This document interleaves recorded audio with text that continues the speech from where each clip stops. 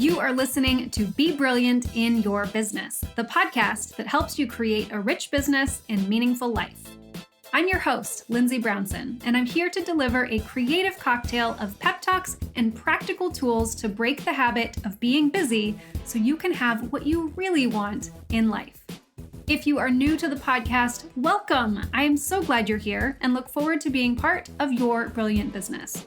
Before we dive into today's episode, I'd like to remind you that if you're a fan of the show, the best way to show it is to share it. Take a screenshot of this episode and tag me at Lindsay Brownson or leave us a review in your favorite podcast app.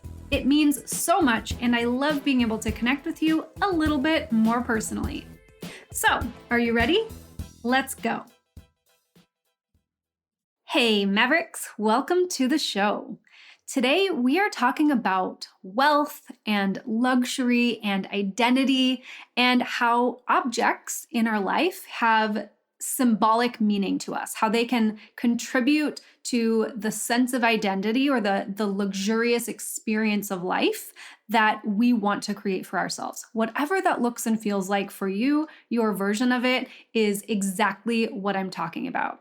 So specifically, we're talking about this in the context of high-end jewelry or luxury jewelry. I have a fabulous guest on the show. Her name is Melissa Kiguwa. She is the founder and CEO of Obanj Jewelry, which is a membership site for renting high-end luxury jewelry. It's a business model much like Rent the Runway, where you can go and pay a very small nominal fee to have beautiful pieces delivered to you to borrow every month and look and feel your best all of the time. And so we are really digging into not just the jewelry and the beauty aspect of it, which is such a powerful component, but also the social mission behind it, what it means to be a woman specifically, but really and truly anyone, what it means to have this desire for beautiful things or this desire for more in your life, and how to reconcile that in a world where we have maybe a little bit too much knowledge. Okay, it's not too much, but where we know so much about the dark side of what that can mean, the impact that it can have on the planet, the impact it can have on marginalized communities.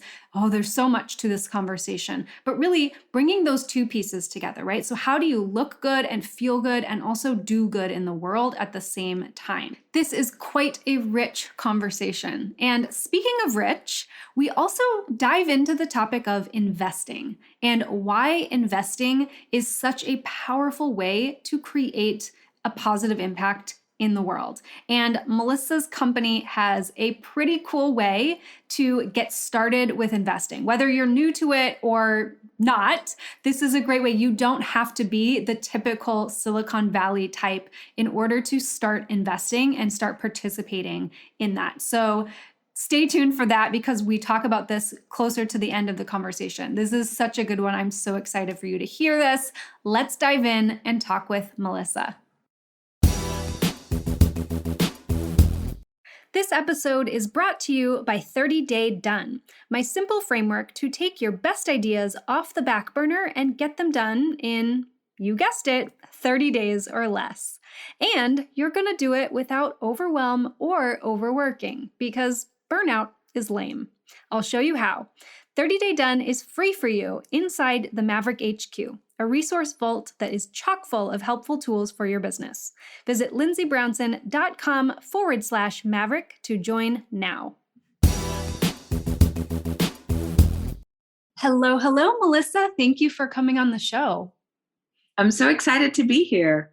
I am thrilled to have this conversation with you. We were just chatting prior to this recording about how unique your business model is. I can't wait to dive in and talk about so many aspects of this with you. But let's start by just having you introduce yourself. Tell the listeners who you are and what your company is all about. Absolutely. So hi, everyone. Really happy to be able to chat with Lindsay today and be in front of you. My name is Melissa Kiguwa, and I am the CEO and founder of Obanj. And Obanj is a luxury sustainable startup where members are able to borrow high-end designer jewelry like Chanel, YSL, Dior, Hermes, and more for $29 a month. We're really new, so really a baby startup, but we are so excited to sort of leave behind the challenging stuff of last year, to say the least. To say the least, and to sort of enter into, time when we also can sort of enjoy our lives again. And so I think that's what we represent. We represent like what's good about life and how to enjoy it. But we're about democratizing luxury, and, everyone should feel good.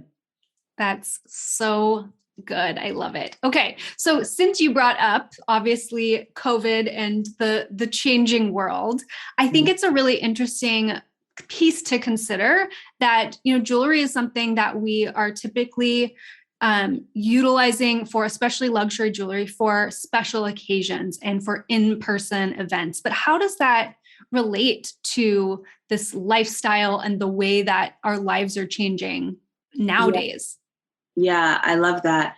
Well, I think that the first part is the sustainability piece of it all, right? I mean, so my background is, before I started this company, my background is in media and entertainment. And that's sort of why I felt the need. So, I worked in Hollywood, and I would have to attend all these sorts of things, but I was like, one, why do I have to break the bank? Yeah. to have to attend these things, first of all, like just so much economic pressure. And I was like, I'm young. This just doesn't make sense. But then two, fashion accounts for about 10% of global carbon emissions. 10%, right? So, whether you're looking at the supply chain, whether you're looking at the trillions of liters used, whether you're looking at textile creation, human rights abuses, when we talk about conflict zones or where gems come from, I mean, it once you start looking at the underbelly of it all, it gets really dark. And so I'm somebody who considers myself conscientious. I move through the world incredibly intentionally. And so I always felt this sense of tension. I always felt this sense of, okay, so I'm trying to quote unquote fake it till you make it. And I'm trying to be in these spaces where I look good. And at the same time, it doesn't make sense to me personally, economically. And at the same time, it doesn't make sense to the environment. And I thought, surely, why are we all spinning in this rat wheel, this rat race, trying to look a certain way, act a certain way, when in fact we can, kind of a tagline from our site that you mentioned before when we were talking, you can consume less and stun always. You can really lean into we can live minimal lives and still be incredibly radiant, still be incredibly beautiful, right? We can access our self-expression, and it doesn't have to be tied to consuming all the time, right? I love that so much. That just lit all of the neurons in my brain. Yes. So one of the things that this brings up for me is this idea that, jewelry or objects in general, objects are symbolic. We give meaning to them and we make them into something significant. They're just objects, right? Whether we consider them beautiful or not is subjective. And this story that we tell and this meaning that we assign to it can mean so much in our lives. And I love that you had mentioned that doing this company was kind of bringing together your favorite things, right? So you had a little bit of that tension in saying, I love beautiful things. I do want to look good. And this is how I feel good, is when I'm wearing this stuff. However, there's that dark side to it. And how do you bridge that gap and bring those two things together? Right. So yeah, it's to give it that kind of symbolic meaning, but also have the social mission behind it. I think that speaks so deliberately to, I would say, women in general, and sort of how we perceive the world and our way of approaching the world. Yeah. Can I go even deeper? I mean, can we go, how deep can we go? Because I think about it in terms of, so I love Sex and the City. I love the show. I love the movies. I watched them multiple times, made partners of mine that I was dating at the time watch them with me. I love it. And there's a really famous line that Carrie Bradshaw says, where she goes, I like my money right where I can see it, hanging in my closet. And I know that especially in my 20s, right? I did all the things. You buy the beautiful clothes and you take them back, or or you borrow from your friends. Like, I mean, there's a lot of things we do as women to access beauty. So none of that has changed. But when I started my company, right? I think that's where like the intersection of women and economics became really, really big for me. So I am a Black woman, proudly so. And in my community, a lot of times very like luxurious things are seen as social signifiers, right? Like it's your way of communicating your value to the world. There's even that movie with Taraji P. Henson about the mathematicians, the Black women mathematicians at NASA.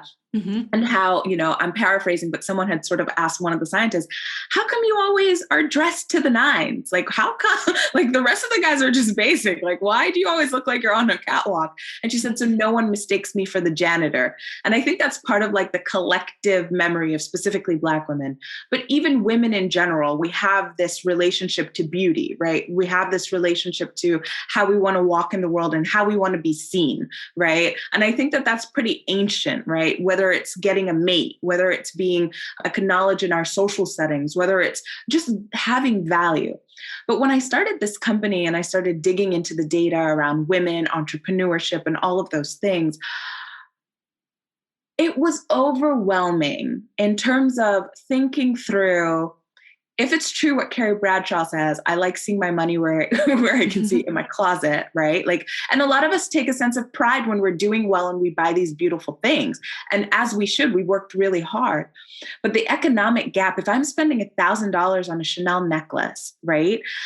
But we live in a world with the gender wage gap. We live in a world with all these sorts of things. What it means when I want to make big financial decisions, purchasing a home, starting a business, right? Taking a chunk of money and investing, right, in Tesla stock. Mm-hmm.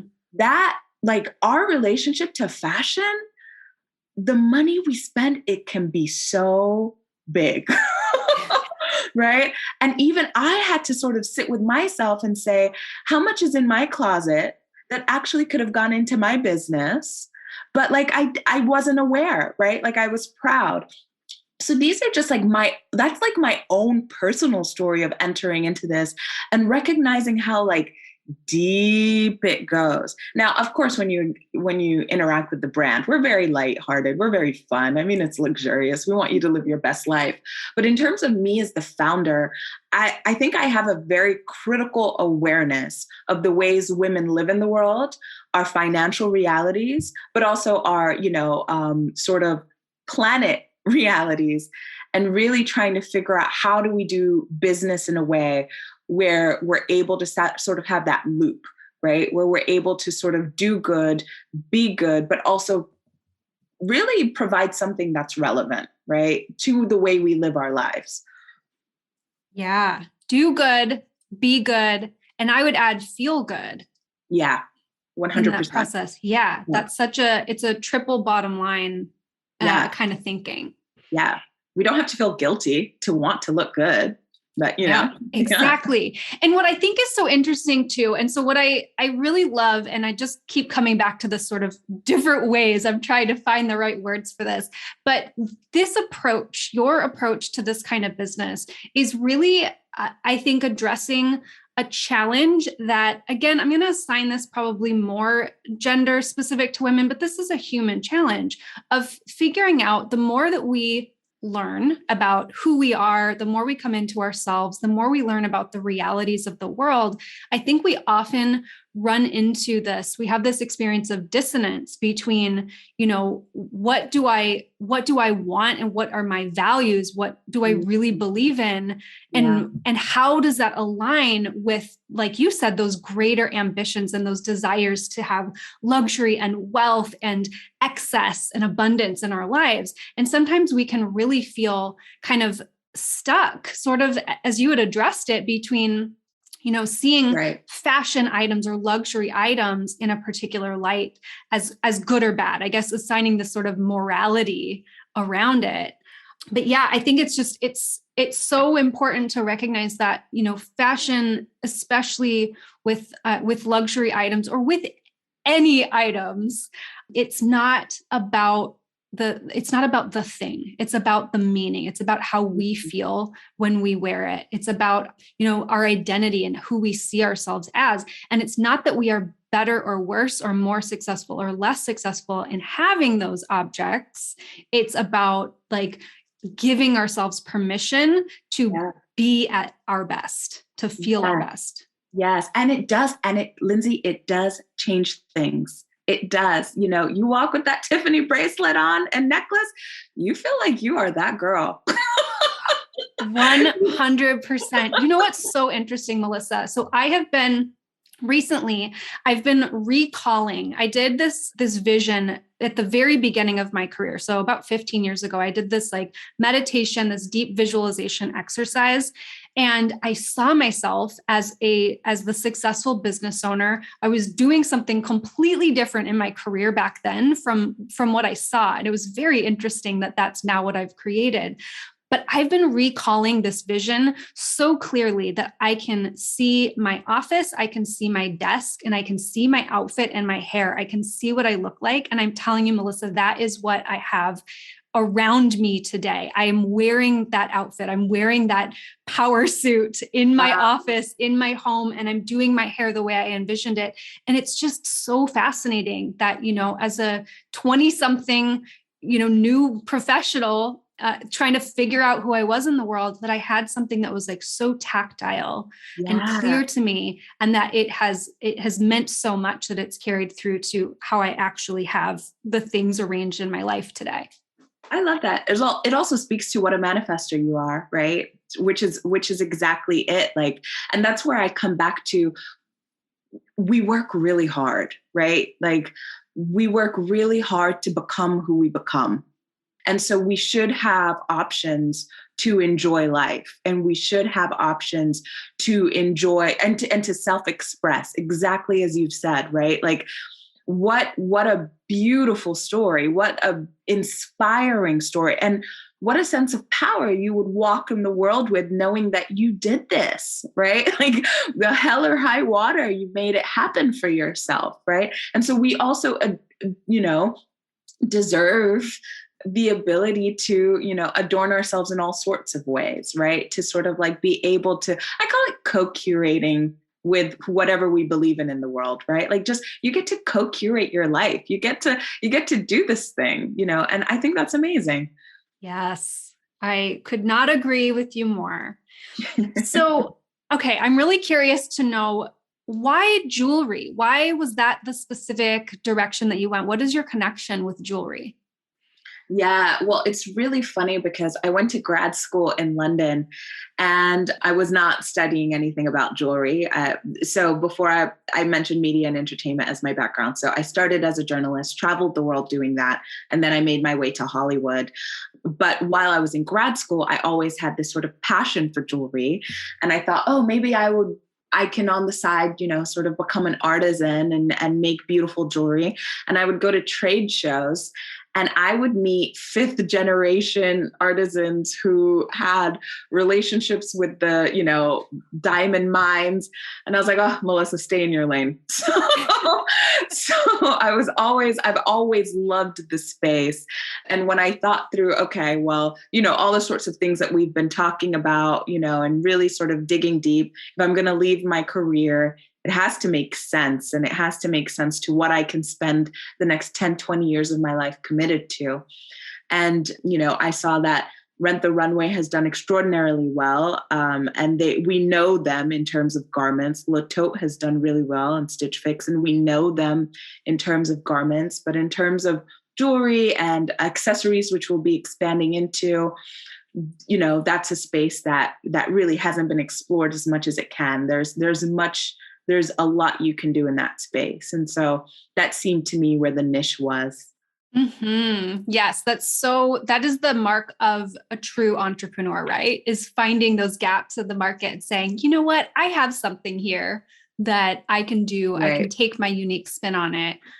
Yeah, I love that. And I think, it speaks to, again, the accessibility point of it. So yes, maybe not everyone is in a position where they need or want to get dressed up to the nines in the full thing, but that piece of, statement jewelry that makes them really step into those shoes or into that identity for themselves, that can do it. Yeah. Yeah. 100%. So what is your favorite type of jewelry? Do you have one? Ooh, so I am a sucker. I love a sort of breakfast at Tiffany's sort of look. I think a lot of Audrey Hepburn's classic looks are just absolutely stunning. So you'll usually find me with, studs. I love gold. I love, diamonds, little diamond studs. I like, if my hair is always down. So if I sort of like push my hair back behind my ears, you get that glimmer. Yes. I like the glimmer, but I think that really beautiful layered dainty pendants always look really beautiful. That's the beautiful thing. We consider ourselves a second closet for women, or whoever wants to become a member. And so really you can also explore new things. I wouldn't normally wear something chunky, but when you have options, you can try, you can lean into trying different things and playing with colors and trying things. But I tend to go more the sort of classic, subtle look for myself. Yes. Yeah. It creates this sort of playfulness, like you said, to have those options and to see, maybe I do like something that I wouldn't have considered before. I think that speaks so much to how we evolve over time. And because I'm similar, I would say I have been very clear on what my personal style is for most of my life. And I also really love to play with trends. So I think jewelry is one of those places where you can kind of play it up, play it down. You can have a really funky purse sometimes, like accessories that could be fun to play with. And then you kind of come back to this like, okay, but who am I? When do I feel most myself, or when do I feel my best? But Right. Yes, I love this playfulness that just gives you these options to explore, what else could I look like? Or even how would I feel in wearing something different that's totally outside my comfort zone? Exactly. The three brands I'd say that our members tend to love the most: Hermes, of course, Tiffany & Co., and Chanel. Like those three, oh my gosh, we're always trying to get new here, because as soon as we put them up, seconds it's rented. And I'm like, Yes. do they know we're new? Like we're a new business. Like we got to keep product. Yeah, right. Exactly. Yeah. It's a good problem to have, right? I guess so. Yeah. That's awesome. So it sounds then like your members are very devoted. They're super into this, which is, ideal client at its best. For sure. I think that especially coming out of 2020, we hope, we know what's going on right now, and we know that there's the potential of new things happening. But I think that we all sort of want out. We all sort of just want to be able to, live our lives. So I look at 2022, hopefully, as the year where really we can sort of embrace life again, That's right. It's the year where you can start wearing bracelets again because people can see them. Exactly. Right now, it's all about the earrings and necklaces. Exactly. That's exactly right. Get off the Zoom. Yes. Some human contact. Yeah. Oh, love it. So social impact is clearly a very important foundational part of what you're all about. The other thing that I really want to talk about that I'm so fascinated by is this equity crowdfunding. Can you tell listeners like what that's all about and how that looks for your business? Yeah, 100%. So in order to explain equity crowdfunding, I need to go back a little bit and just explain like fundraising landscapes in general. And I'm sure many of your listeners know this being in the business world, but just like a quick little recap. So, generally to invest or to get into investing, there's sort of different levels. You start with yourself and a co-founder if you have one, and you put in your personal finances into the business.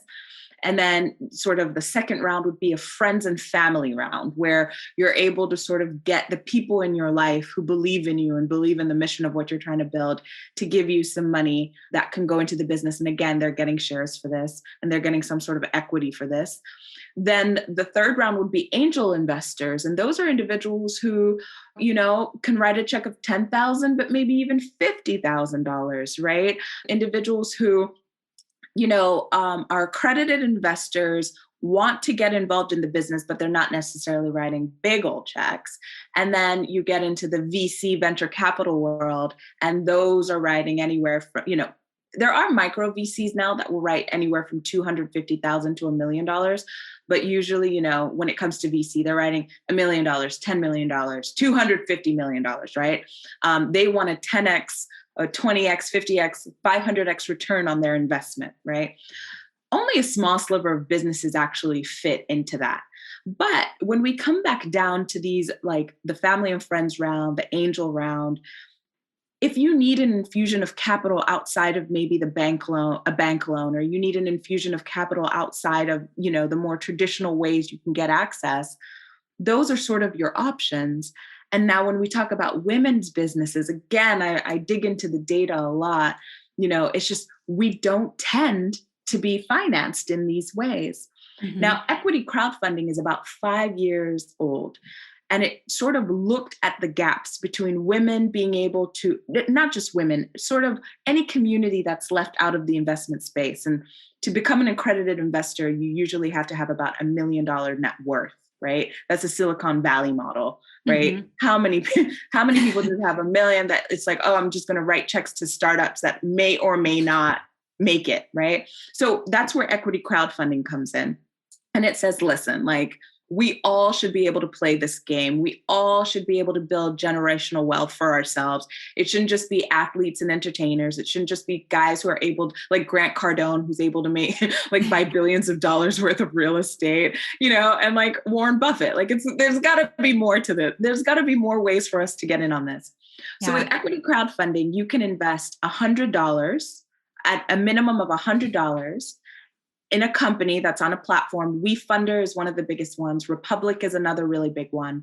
And you get in there, and what they do is, all these private companies, meaning the company hasn't IPO'd or hasn't been acquired, private companies sort of go on there, and similar to Kickstarter, they're like, hey, we're trying to raise $100,000. We're trying to raise $1 million. I think the cap is $5 million on what you can raise on WeFunder. And they aggregate it. So you can come in, Lindsay, and put in $100. I can come in and put $100. Someone else can put in 1,000. You can put in 5,000. You can put in 10,000. Whatever sort of is within your means. And at the end of the round, it aggregates everybody. So that business has raised that round of money, but with everyday people who can get in on this. And so, again, coming back to the idea of democratizing luxury, which is I'm passionate about, it's democratizing the startup investment space. And again, these are the things that really excite me, because I think that's the way forward and that's the future of things, which is, when we talk about all these big problematic things, I'm like, well, there's really cool new businesses and ways of thinking and paradigms that want to solve these things and want to bring us into a new world that is more equitable and it's just more cool. And, how cool is it to call yourself an investor, right? For the first time. So we've been running an equity crowdfund campaign. It's pretty recent, a few weeks old. We've already raised 60% of our minimum goal, which is pretty exciting. And, we just encourage anybody who's interested in investing for the first time. We've had 20 people who have invested who now can officially call themselves an investor because they've invested in Obanj. And, even people who are used to investing, but you just want to diversify your portfolio. You want to lessen the risk. So you can just sort of disperse your investments through a number of different private businesses. Instead of 10,000 to one, now it's 1,000 to 10 businesses, right? So it's just a really interesting way to think about this. I've been going on and on and on, but you get the idea. Yes. Yes. There's so many things that I am right there with you. Luxury and wealth do go hand in hand, in that we have to be able to come to the table, right? To even have that consideration. And again, especially when we talk about women, and certainly anyone in marginalized communities, it it's very rare. We need people like you. We need companies like you. We need organizations that can actually open up access and bring people to the table to even begin that process. And so I love, what you're saying about if this is something, if you've never invested before, you can take $100, which, we can access $100. Most of us can very easily, and start to come to the table, start to play this game, which automatically gets you more curious. It gets you more interested. And like you said, it gives you control over where you're investing your money, over like what kind of impact you're having in the world. Because so many of us start businesses, right? Because we want our business specifically to have a positive impact in the world, on our customers, on our clients, on, our close-knit community. And when we start thinking about investing and getting and building our wealth, but also giving back at the same time, there are historically very few options that give us real control to say, I can earn money from these investments, but in a way that feels 100% good to me, not just 40% because there's a payoff, there's a return on that investment. Right. 100%. And the old school model was you work really hard, you make a lot of money. And then when you sort of like are older, significantly older, then you start giving back through philanthropy, or, you create a fund or a trust and all of that stuff. And it's just like, hey, like we can start doing little things now. We can make it work. Yes. Yes. Women and small business owners love to give. We love to be generous. And we often do that with our time. Yes. And that is problematic for a lot of reasons. So yes, this is a way to start giving and participating in the world in a bigger way, a whole lot sooner. And if you're a small business, it's a way to have your community support you. And it's a way to, it's that generative relationship, because I think that when you're an entrepreneur, it can be very isolating. It can be very, you can run into burnout so quickly. Like there's lots of like things that come with being a business owner, but having your community, that's the thing that's been so shocking to me. I made a joke the other day to a friend of mine. I said, when athletes go play, at least like they go in front of an arena and like all these people cheer them on and they're like, they're like, oh my gosh, I love you, LeBron. But when you're sitting at home, like running Facebook ads and like looking at your Google Analytics, you're in a room by yourself, Oh my gosh. You're talking to your team, but like your world is way smaller. And so the most surprising thing about the crowdfund is watching all these people be like, this is amazing. I love this. Or I've been watching this from afar and I love you. Or even your family and friends coming in and being like, let me tell you why Melissa is great. Or, let me tell you why Lindsay is wonderful. Like, this is like, I've known her for 10 years. And like, this is why I think this business, and you're just like, whoa, like, I didn't need the ego boost, but also I did, because I'm a fragile being trying to run a business. Oh, that's so good. I love that.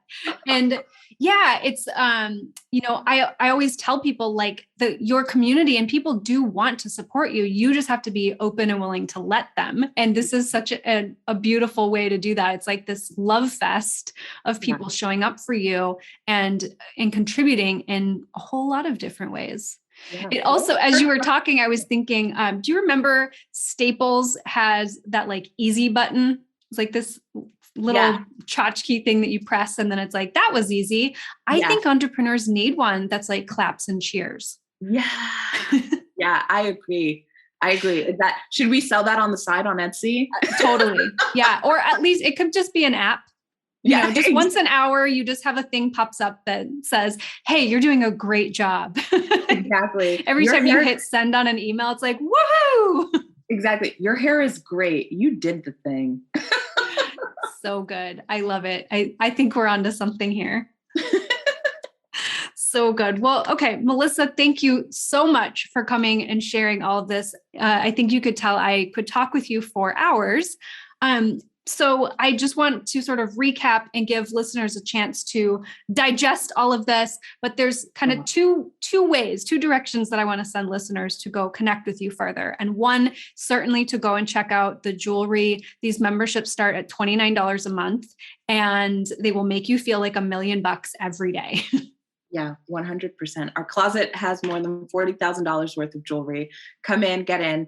Like I said, jewelry is always rented. So right now our biggest thing is like just getting more inventory always, right? Mm-hmm. But yeah, come on. You can follow us on Instagram, instagram.com/obanj.jewelry. And you can become an investor. Yes. Yes. So, okay. So tell people how they can get started with that. You mentioned as little as $100, which is so sexy to me. Yes. Get started, become an investor. How do they do that? Exactly. So you can go to WeFunder, WeFunder.com/Obanj, OBANJ. And what I always say to everybody is do your due diligence beforehand. So WeFunder is great because we have to put all our information out there, right? Like you have to register with the SEC, you have to file like a Form C. So there's like all the stuff that has to go in, but do your due diligence, check out the platform, see the other businesses, see what's going on, see how people are talking about their businesses and things, like read the articles on the FAQ. And when you're ready, when you're like, this is it, like, I love this thing, come on back to Obanj's page and start with us. So good. I love that. Yes, that is your crash course on investing right there. Yeah. And then come on back and get into the luxury jewelry market. Exactly. We would love to call you part owner of the business. Amazing. Well, thank you again, Melissa. This has been so much fun. I love it. Thank you so much. And for your thoughtful questions. It's been really lovely. Awesome. Thanks for listening to the Be Brilliant in Your Business podcast. I hope you enjoyed this episode, and if you heard something particularly insightful or inspiring, I would really love to know what it was. And I'd love to get your review. So I have a fun way to do this. Come and find me on Instagram at Lindsay Brownson and send me a private message with a voice memo or a quick note, something that I can share here on the show. As a thank you for sharing your thoughts about the show, I've made a special gift to get you energized and inspired when you open your laptop. I created some beautifully designed desktop wallpaper with some of my favorite mantras and motivational ideas that I think you will love to see. It's a win-win and a fun way for us to connect. So come find me on Instagram at Lindsay Brownson and let me know what you think.